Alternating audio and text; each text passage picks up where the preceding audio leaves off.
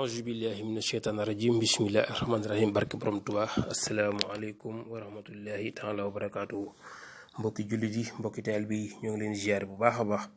fas yéene indi seen buntu tey bi muy gàmmu mooy guddi gi yonent bi sallallahu taala alayhi wa sallam gane àdduna koroog guddi googee xew yu bari xew na ca mbaboor ba ñuy wax Kisra xar na leer gu rëy jolli na baña ca màkk sax di seen ña nekk ci réew yu sori ya am na sawara woo xam ni dañ koo jàppe woon ab kii rek maanaam xërëm di ko jaamu keroog la fay loolu lépp di wone ni ki gane àdduna moo fi nar a jële ay caaxaan indi fi ak dëgg guddi googu nag Sëriñ Tuubaa Xaadim Rasuul wax na ci jës bu ni taxzimuhu bi sunnati yaxuuduna lil jannati bi ziyaadil minnati li muxlisin muazzami fam yuazim mawlida nabina baabil huda fala yuasabu hada fatari man muazzim fam yuazim mawlida xayri baraya ahmada faka shahidin shahida badan bi xayri wahami wa kullu man anfaxa fi mawlidihi musharafi maalan bi xayri sharafi walaw bi xadri dirhami fa innahu kaman xadar yawma hunayni wa sabar wa yawma badri wa nasar xayra wara mufahim faman yuazim mawlida nabina baabil huda fala yuhasabu hada inda hisaabil mufhimi wa kullu man xadara mawlida afdali wara muaziman mubashira bi shikorin aw laxami fa innahu xazafira bima yudiwul bushara wala yulahi darara yawma timail himami yawma timaamil umami faman taha man xayya liman lahu xat xaraa mubajilan fa habaa fa xayraati ahlil himami wa man xalaa sayin xara mawlida sayidil wara tabarukan fa sayara numuwo bil fadhami wa in xalaa mayin xuri mawlidu xayril bashari fashrubu bil mutahari yakufu kaydal murhami yunawiru xalba sharab min zalikal maabil mujab wal xalba yuxyu duna ab wan shaan jaxtami ihya mawlidil bashir yama hiya waddu yur fii shifaa li sudur li kulli haadin yantami Sëriñ Tuubaa wax na ci Jazbul Xuloob ni képp koo xam ni ku ko màggal moom guddi googu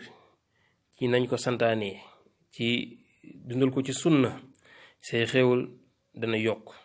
te soo faatoo dem àjjana te deesu la isaab nee na ku ca def alalam donte benn dërëm la na nga xam ni maanaam mel na ni ku fekke xare Badar ak xare Xunayni waaw képp koo xam ni guddi gàmmu màggale na ko ci ndawal baa suukar bi suukare aw la xami maanaam mu def ci ndawal baa mu def ci lu saf suukar na jàpp ni am na mbégte mu sax te yowmal xiyaam du gis jenn lor incha allah rabbi ko togg aw ñam jox ko ñi nga xam ne ñooy jàng ci guddi gàmm na jàpp ni am na yiwu borom pastif ya su fekkee ni tiimale nañu maanaam ñay jàng la ñuy jàng ñu ngi ko tiimale ci am ndox tiim nañu am ndox jàng ca lu mel ni jës bi wala mawaahibul muqaddimaat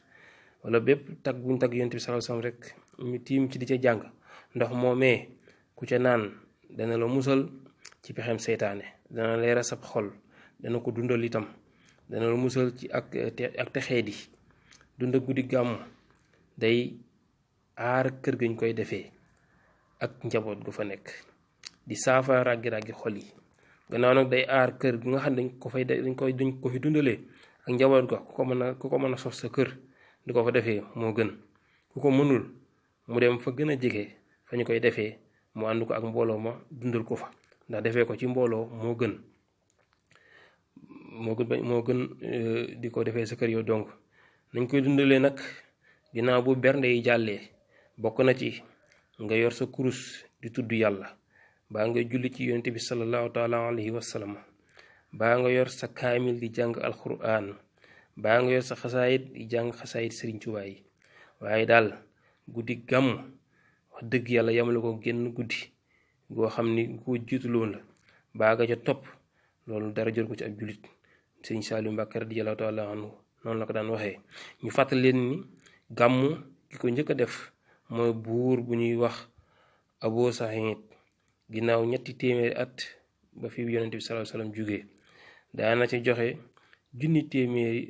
joxe ñetti téeméeri junni dinaar moom Abo Saïd kon daal lii mooy buntu tey bii di gàmmu xam naa bu subaa incha allah ñun leen buntu bi ci topp di tam xarit incha allah ñoo ngi jégalu bu baax asalaamaaleykum wa rahmatullahi taala wa barakaatu